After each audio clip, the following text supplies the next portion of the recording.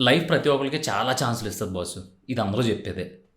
నువ్వు అవునన్నా కాదన్నా ఛాన్సెస్ వస్తూ ఉంటాయి.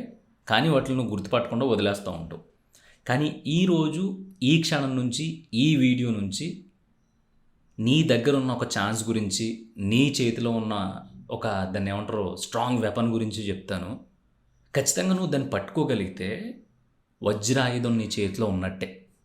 అదేంటంటే ఇప్పుడు మనం ఏం చేసినా సరే ఆడి మీదకో ఈడి మీదకో నెట్టేసి జనం మీద పడేయడం, లేదంటే ఏదో ఒక పని మీద పడేయడం, లేదంటే ఇంకో దాని మీద మనం ఏదో ఒక నెపం వేసేసి నేను అది చేయలేకపోతున్నాను, నేను ఇది చేయలేకపోతున్నాను, నాకు అది దొరకలేదు, నాకు ఇది దొరకలేదు, నేను ఎవరో అర్థం చేసుకోవట్లేదు, అసలు నాకు ఇక్కడ బ్రతకాలంటేనే భయం వేస్తుంది, ఇలా పిచ్చి పిచ్చి మాటలు మాట్లాడి ఏదో కొటేషన్స్ అన్నీ వాట్సాప్ స్టేటస్లోను ఇన్స్టాగ్రామ్లోనూ పెట్టుకుని బ్రతికేస్తున్నాం కదా. అసలు ఇవన్నీ నీకు అనుకూలంగా జరగకపోవడానికి, నువ్వు ఇంత కుమిలిపోవడానికి కారణం ఎవరు? నీ పక్కింటోడా, నీ వెనకాలింటోడా, నీ ముందరింటోడా, లేదంటే ఇంకొకడా? ఎవడో కాదు, నువ్వే. నీ ఆలోచన ఏదైతే ఉందో ఆ ఆలోచన మాత్రమే నిన్ను కుదురుగా ఉండవట్లేదు. ఆ ఆలోచన వల్లే నువ్వు ఇంకా వెనక్కి వెళ్ళిపోతున్నావు. ఆ ఆలోచన వల్లే ఎవరో ఏదో అనుకుంటారని భయపడుతున్నావు. ఒక ఎగ్జాంపుల్ చెప్పుకుందాం. లెట్స్ సే నేను 2 రోజుల క్రితం ఊరెళ్ళా. ఇది నిజంగానే నా ఎక్స్పీరియన్స్. 2 రోజుల క్రితం నేను ఊరెళ్ళాను. నాకేదో పని ఉండి నేను బయటికి వెళ్తున్నా. సో నాకుండే బండి ఇక్కడే ఉంది కాబట్టి, మా సొంత ఊర్లో అక్కడ నాకు వెహికల్ లేదు కాబట్టి, నేను మార్నింగ్ ట్రైన్ దిగి మా ఊరు వెళ్ళేసరికి 9:30, 10 అయింది. సో ఊరికి రీచ్ అయ్యేసరికి 12 అయింది. ఇప్పుడు నాకు పని ఇంపార్టెంట్, నేను అదే పని మీద వెళ్ళాను కాబట్టి మా ఇంటి దగ్గర నుంచి బస్ స్టాండ్కి రెడీ అయిపోయి నడుచుకుంటూ వెళ్ళిపోతున్నాను. ఒక ఆయన కనిపించాడు నాకు. ఏ పృథ్వీ ఎప్పుడొచ్చా? పొద్దున్న వచ్చాను. ఏంటి గురు కారులో కళ్ళజోడు అది పెట్టుకుని కారులో తిరగాలి నువ్వు, నీ రేంజ్కి అసలు నువ్వేంటి నడుచుకుంటూ వస్తున్నావు అన్నాడు.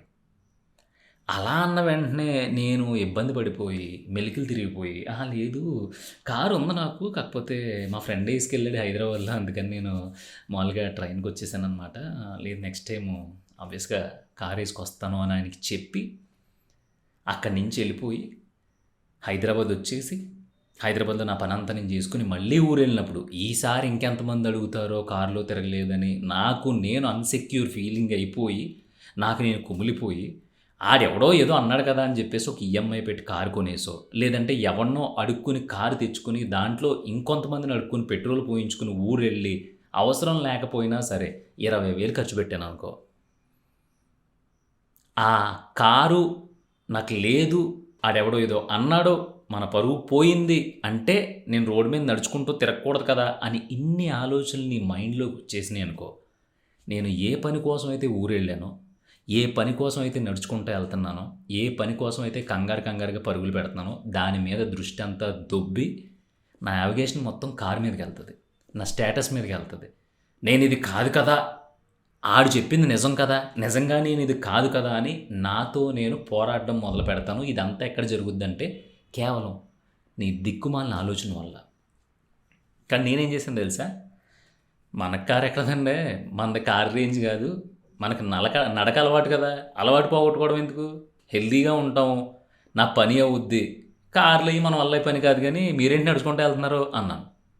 సేమ్ నేను చెప్పిన ప్యాటర్న్ ఆయన రిపీట్ చేశాడు. నేను నడుచుకుంటూ వెళ్ళను, నాది బండి ఎవడో వేసుకెళ్ళాడు, అందుకని చెప్పి మామూలుగా ఏదో సరదాగా నడిచినట్టు ఉంటుందని నడుచుకుంటూ వెళ్తున్నాను అన్నాడు. కానీ వాస్తవం ఏంటంటే ఆడు ఎవడికో డబ్బులు ఇవ్వాలంట, ఆడు నిన్న వచ్చి బండి పట్టుకెళ్ళిపోయాడు. ఆ రోజు సాయంత్రం తెలిసిన నిజం అది నాకు ఎంక్వైరీ చేస్తే. ఈ ఎంక్వైరీ కూడా ఎందుకు చేశానంటే ఈ టాపిక్ మాట్లాడుకోవడానికి ఒక బలమైన బేస్ ఉండాలి కాబట్టి నేను ఎంక్వైరీ చేయాల్సి వచ్చింది. సో మనిషి అవతలోని ఆడొకటి ఊహించుకుంటాడు, మనల్ని పృథ్వీ అనేటోడు ఇది అని ఊహించుకుంటాడు. ఆడి ఊహలకి మ్యాచ్ అయినట్టే మనతో మాట్లాడతాడు. సో ఆడు మనతో మాట్లాడాడు కదా అని ఆడి ఊహలను మ్యాచ్ చేయడానికి నువ్వు పోరాడేవనుకో, నీ ఆలోచనలు దెబ్బతింటాయి. ఆ ఆలోచనలో నుంచి పుట్టిన ఆచరణ అంటే నువ్వు ఏదైతే ఈ ఆలోచన చేసి దాన్ని చేసేయాలి అని తప్పడడుగులు వేస్తావు అనుకో, అక్కడి నుంచి డౌన్ఫాల్ స్టార్ట్ అవుద్ది. ఆ డౌన్ఫాల్ మళ్ళీ తిరిగి కొత్త ఆలోచనలు క్రియేట్ చేసి నీకు కుదురు లేకుండా చేస్తుంది. అందుకని అసలు ఈ వీడియో చేయడానికి మెయిన్ రీజన్ ఏంటంటే శత్రువు ఎక్కడో లేడు, మన బుర్రలో పురుగు రూపంలో ఎవడో ఏదో ఇలా గిల్లేసి వదిలేస్తాడు. ఆ గిల్లుడికి నువ్వు ఆలోచించే ఆలోచన ఉంటుంది చూసావా, నాకు తెలిసి ఒక 10 దేశాల ప్రధానమంత్రులు కూడా ఆలోచించరు అనమాట. నడుచుకుంటూ వెళ్తున్నావు, ఆవేశం వచ్చింది, ఎక్కడో చిన్న రోడ్డు పక్కన ఒక రాయి కనిపించింది, రాయి మీద కూర్చో. ఇప్పుడు నేను ఇక్కడ కూర్చుంటే అలా పక్క నుంచి ఎవడన్నా మా ఊరు వెళ్ళేవాడు చూస్తే, అయ్యో బాబురే, పలానా పలానా పలానా ప్రెసిడెంట్ గారు కొడుకు చెట్టు కింద కూర్చున్నాడురా, అసలు ఏదో అయిపోయింది మొత్తం మీద అడిగి, మొత్తం మీద తేడా వచ్చిందంట బుర్ర, లేదంటే రోడ్డు పక్కన ఎందుకు కూర్చుంటాడు, ముసలోడా మొతకోడా లేదంటేని కూర్చున్నాడంటరా అని చెప్పుకుంటాడని చెప్పి నీకు ఆవేశం వచ్చినా సరే నీకు కూర్చోవాలి, ఆ ప్రదేశం చాలా పీస్ఫుల్గా ఉంది, నీకు నచ్చింది, అదొక పొలం గట్టో లేదంటే ఒక చెట్టు కింద చిన్న దెమ్మో ఎక్కడో దుక్కునా. సో ఆడెవడి కోసమో నీ ఫీలింగ్ని నువ్వు సాక్రిఫైస్ చేసేసి అక్కడ కూర్చోలేదనుకో, ఆ క్షణాన్ని నువ్వు మిస్ అయిపోయావు. పోనీ మిస్ అయితే అయ్యావా అంటే వదలవు కదా, ముందుకెళ్ళిపోయి అమ్మ అనవసరంగా అక్కడ కూర్చుంటే భలే ఉండి చల్లగా గాలి వేస్తుంది, వేప చెట్టు గాలి, ఎప్పుడో 5వ తరగతిలో ఉన్నప్పుడు కూర్చున్నాను అక్కడ, కూర్చోలేకపోయాను, ఈ అమ్మ ఏం బతుకురా బాబు అనిపించి నీలో నువ్వే మదన పడిపోతావు. ఇలాంటి చాలా చాలా చిన్న చిన్న ఆలోచనలన్నీ కలిపి నీ మైండ్, నీ హార్ట్ ఎక్కడ స్పేస్ లేకుండా చేసేసి ఒక అన్సాటిస్ఫైడ్ ఫీలింగ్ వచ్చేది లైఫ్లో. నీకు ఏది నచ్చితే చెయ్యి బాసు, నీ ఆలోచనలు నీ కంట్రోల్లో ఉండాలి. అవతలోడు నిన్ను ఒక రకంగా చూసాడని చెప్పి నేను అదే రకమని నువ్వు ఫీల్ అయిపోయి ఆ రకంగా ఉండడానికి నువ్వు ప్రయత్నించావు అనుకో, దానంత దిక్కుమాలిన బతుకు ఇంకోటి ఉండదు. నేను చెప్తున్నాను కదా, ఇక ఇంకో ఎగ్జాంపుల్ చెప్తా. డైరీ ఫార్మ్స్లో బీహార్ వాళ్ళు పనిచేస్తూ ఉంటారు, బీహార్ వాళ్ళు, బెంగాలీ వాళ్ళు పనిచేస్తూ ఉంటారు. నువ్వు బాసే, మీకు 20 గేదెలు ఉన్నాయి, ఆడి దగ్గరికి వెళ్తావు, నువ్వు మాట్లాడతావు ఏమని, నాకు ఇలాగ 20 గేదెలు ఉన్నాయి, నాకు పనులు కావాలి, ఎంతకు వస్తావు అని అడిగితే వాళ్ళు 10 గేదెలకి ఒకడే పని చేస్తాడు, 10 గేదెలకి ఒకడు లెక్కాళ్ళు. సరే నువ్వు మాట్లాడుకున్నా 20 గేదెలు ఉన్నాయి కాబట్టి 2 రావాలని చెప్పు, 2 వస్తారు. వచ్చిన తర్వాత పని ఎలా చేస్తారు తెలుసు, వాళ్ళు పొద్దున్నే లేస్తారు, మేత వేస్తారు గేదెలకి, పాలు తీసుకుంటారు, అన్నీ చక్కబెట్టేసి పడుకుంటారు, మధ్యాహ్నం 3:30-4 లేస్తారు, పాలు తీస్తారు, మళ్ళీ గడ్డేస్తారు, గేదెల దగ్గర క్లీన్ చేసేసి కడిగేసి ఎక్కడెక్కడ సర్దేస్తారు, పడుకుంటారు. ఇది మాత్రమే చేస్తారు. ఇది కాకుండా నీ ఆలోచన విధానంతో నీ డైరీ ఫామ్ నాది కదా అని చెప్పి వెళ్ళి నువ్వు అలా ఎందుకు చేస్తున్నావు, ఇలా చెయ్యి, ఇలా ఎందుకు చేస్తున్నావు, అలా చెయ్యి అని వాళ్ళ దగ్గర అన్నావు అనుకో, 2 రోజుల్లో రామ్ రామ్ చెప్పేసి వెళ్ళిపోతాడు. ఇది నిజమో కాదో ఎవరన్నా మీ సర్కిల్లో తెలిసిన వాళ్ళు ఉంటే అడుగు. అది మనస్ఫూర్తిగా బ్రతకడం అంటే. ఆడు ఎందుకు వచ్చాడు, బీహార్ నుంచి గేదెల దగ్గర పనిచేయడానికి వచ్చాడు. ఎలా చేస్తున్నాడో ఆడికి ఒక పద్ధతి ఉంది, ఆడికి ఒక ఆలోచన ఉంది, ఆడికి ఒక దాన్ని ఏమంటారో ఒక విధానం ఉంది, దాంతో మాత్రమే పని చేస్తాడు. కాదు కూడదు, నేను నీకు 22,000 25,000 ఇస్తున్నాను, నువ్వు గేదెకి గడ్డ అలా కూడా తెలియను అనుకో, సాబ్ రేపు పొద్దు నుంచి నువ్వే వేసేసుకో, నేను వెళ్ళిపోతున్నాను అని చెప్పి మర్యాదపూర్వకంగా చెప్పేసి వెళ్ళిపోతాడు. వెళ్ళిపోయాడు కదా, మళ్ళీ 2వ రోజు నాకు పని కావాలి కదా అని చెప్పేసి అడ్డదిడ్డాలుగా ఇలాగ నువ్వేమన్నా డైరెక్షన్ చేస్తావు అంటే మళ్ళీ నీ దగ్గరకు వచ్చి అడుక్కోడాడు. ఆడు ముందే చెప్పేస్తాడు, మా పద్ధతిలో మేపుతాం, కానీ నీకు ఏం కావాలి, గేదె 8 లీటర్లు ఇస్తుందా, 5 లీటర్లు ఇస్తుందా, 5 లీటర్లు బరాబర్ నీకు పాలు తీసి చూపిస్తా. నువ్వు పేడ తీయట్లేదు, పేడ ఒకసారే తీస్తున్నావు, గడ్డి ఒకసారి వేస్తున్నావు, నీళ్ళు ఒకసారే పెడుతున్నావు, ఒకసారే కడుగుతున్నావు, ఇలాంటివన్నీ జాంతానవి. అర్థమవుతుందా? మాకు నచ్చినట్టు మేపుతాం, బాగా మేపుతాం, నీకు కావాల్సిన పాలు పిండేసిస్తాం, అంతే, అయిపోయింది. సో బాబోయ్, ఇప్పుడు మా సేటు ఇంకోసారి గడ్డి వేయకపోతే నన్ను పనిలోంచి తీసి చెప్తాడేమో, ఇంకొకసారి గేదెని కడగకపోతే మా సేటు వెళ్ళిపోమంటాడో, అలాంటి భయాలు ఏమీ ఉండవు. అది ఆడి ఆలోచన పరంగా ఒక ఆలోచన పెట్టుకుని కేవలం నేను ఇది అని ఆడికి తెలుసు కాబట్టి, ఆడు ఏం చేయాలో ఆడికి నాలెడ్జ్ ఉంది కాబట్టి అలా చేసుకుంటూ వెళ్ళిపోతున్నాడు. సో ఆడికి కొత్తగా భయాలు ఏం లేవు, ఆడి ఆలోచనలు ఆడిని భయపెట్టట్లా, ఎందుకంటే ఆడి ఫిక్స్, ఇదే చెయ్యాలి, ఫిక్స్ అయిపోయాడు, అదే చేసుకుంటాడు. సో ఆడికి మెంటల్ ప్రెషర్ ఉండదు. అదే సాఫ్ట్వేర్ ఉద్యోగంలోకి వెళ్ళు, ప్రాజెక్ట్ మీద కష్టపడి కూర్చున్నావు, చేస్తున్నావు అవ్వట్లేదు, కానీ నువ్వు ఇంకొంచెం ముందుకెళ్ళి ఇంకోటి ప్రయత్నిస్తావంటే 100% కొత్త ఎఫర్ట్స్ పెట్టవు. ఈలోపు నీ ఆలోచనలు ఎక్కడికి వెళ్తాయి తెలుసా, అయ్యో మా ఓడేమన్నా అనేసుకుంటాడేమో, ఇప్పుడు వస్తే ఏంటి పరిస్థితి, మనం ఇంత క్యాపబుల్ కాదనుకుంటాడేమో ఈ పనికి, అసలు మన పనికి వస్తాం రాదు అనుకుంటాడేమో, అసలు ఉద్యోగంలోంచి తీసేస్తాడేమో, అసలు జీతం పెంచడేమో, ఇవన్నీ ఆలోచన చేసుకుని ఆడి ఏమీ చేయకపోయినా సరే నువ్వు ఇవన్నీ ఊహించేసుకుని ఫుల్ ప్లెడ్జ్డ్గా ప్రెషర్ ఫీల్ అయిపోయి ఇంకా నీ బతుకు ఒక్కొక్క బతుకు కంటే దారుణంగా ఉంటుంది. అవునా కదా? జరుగుతుంది. నువ్వు ఏం ఆలోచించుకున్నా సరే నేచరు, టైము ఆల్రెడీ ఒక క్యాలెండర్ ప్రిపేర్ చేసి ఉంటాయి నీ గురించి, అవి జరుగుతూనే ఉంటాయి. ఈలోపు నువ్వు మనస్ఫూర్తిగా నీ ఆలోచనల్ని చెడదొబ్బుకోకుండా, మెదడులో ఉండే కుమ్మర పురుగుని కెలక్కుండా ప్రశాంతంగా నీ మనస్ఫూర్తిగా నీకేది సూట్ అవుతుంది, నీకేది కంఫర్టబుల్గా ఉంటుంది, నీకెక్కడ ప్రశాంతత ఉంటుందో అది చేసుకుంటూ వెళ్ళిపోయావు అనుకో, మిగతా అన్నీ బోనస్ బాసు.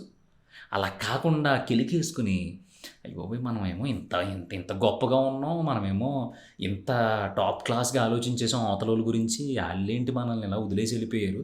అసలు మనం దేనికి పని చేయమా? అంటే మనం పూజకు పనికిరాని పుష్పానమా అంటే పెళ్లి చేస్తే నలుగురిని కంటావు. ఆడైనా, మగైనా మీ ఇద్దరికీ చెప్తున్నా. మరి ఇంకేంటి రోగం? శరీరావయవాలన్నీ బానే పనిచేస్తున్నాయి కదా! హార్మోన్స్ అన్నీ బానే రిలీజ్ అవుతున్నాయి కదా! అంతా కరెక్ట్‌గానే ఉన్నావు కదా! ఎవడో ఏదో చేసేసాడని చెప్పేసి ఆడి గురించి ఆలోచనలన్నీ ఆళ్ళ మీద డైవర్ట్ చేసేసుకుని నాకు నిద్ర పట్టట్లేదు. ఇది ప్రేమే. మనదే ఒరిజినల్ ప్రేమ. అవతలోళ్ళది కాదా, వదిలేసి వెళ్ళిపోయారు. నాకెందుకు ఇలా జరిగింది? ఇలాంటి రొట్ట వేదాంతాలు చెప్పుకుంటా జీవితం సంకనాయించుకుంటున్నావు. దీనంతటికీ కూడా కారణం నీ ఆలోచన మాత్రమే. నువ్వు గొప్పోడివి, నువ్వు అమర ప్రేమికుడివి, నువ్వు నిజంగానే వరల్డ్‌లో నీ అంత కేరింగ్ చూపించే పర్సన్ ఉండడు అని నీ ఆలోచనలు నీకు చెప్తున్నాయి. అవతలోళ్ళకి అలా అనిపించలా. ఆడు ఎలా అయితే అర్థం చేసుకోవాలనుకున్నాడో అలాగే అర్థం చేసుకున్నారు, వెళ్ళిపోయారు నీ లైఫ్‌లో నుంచి. నీకు ఇవన్నీ క్రియేట్ చేసినవి నీ ఆలోచన మాత్రమే. ఎందుకంటే నువ్వు అలా అనుకోకుండా ఒకళ్ళ అయిందేదో అయిపోయింది, నేను కరెక్ట్‌గానే ఉన్నాం కదా, నాదేం పోయింది అని అనుకునే అంత ధైర్యం నీ దగ్గర లేదు. నీ జీలో దమ్ము లేక ఎదవ మెట్ట సోదంతా చెప్పుకుంటా ఏడుత్తో కూర్చున్నావు. దీనివల్ల ఉపయోగం ఉందా అంటే ఏమీ ఉండదు. ఏమన్నా కలిసి వచ్చేది ఉంటే పోనీ నీతో పాటు నేను కూడా వచ్చి కూర్చుని ఏడుస్తా. ఉందా అంటే లేదు. వింటావా అంటే నువ్వు వినవు. చెప్పడం తేలికే గురువు. ఒకసారి ప్రేమించి తెలుస్తుందంటే మాకు లవ్ స్టోరీలు ఉన్నాయి. అన్నీ ఎలగబెట్టాము.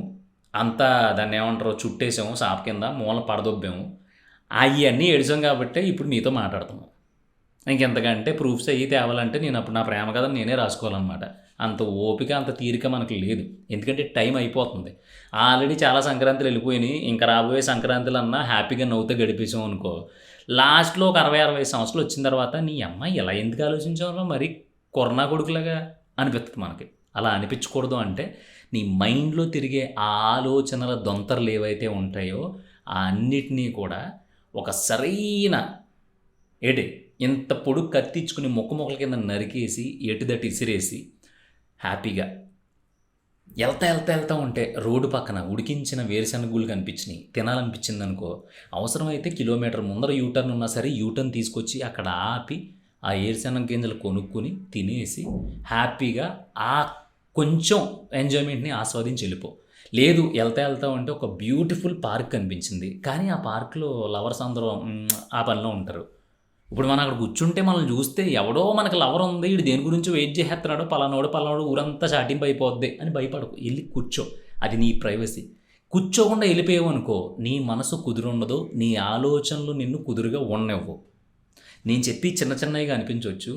ఈ అనుభవం, ఈ వీడియో గుర్తుపెట్టుకుని రేపొద్దున్న నుంచి నువ్వు దీన్ని ఇంప్లిమెంట్ చేయడం మొదలుపెట్టు. నీకు ఎంత సాటిస్ఫాక్షన్ ఉంటుందంటే, నిజంగా లాటరీలో నువ్వు ₹1 లాటరీ ఫర్ ఎగ్జాంపుల్ ఒక ₹5 పెట్టి లాటరీ కొంటే నువ్వు ₹10,000 తగిలితే ఎంత ఆనందం ఉంటుంది. ఎక్కువ అమౌంట్ చెప్పట్లా, ₹10,000 తగిలితే ఎంత ఆనందం ఉంటుంది, దానికి 10 రెట్లు ఉంటుంది. చిన్న ఇవన్నీ లైఫ్ని డిస్టర్బ్ చేస్తున్నాయి. అవి చాలా చిన్నవి. నువ్వు ఫెయిల్యూర్ కావచ్చు, నీ దగ్గర నుంచి ఏమన్నా పోవచ్చు, ఒకటి దొబ్బేయచ్చు, నిన్ను మోసం చేయొచ్చు, ఏదైనా కావచ్చు.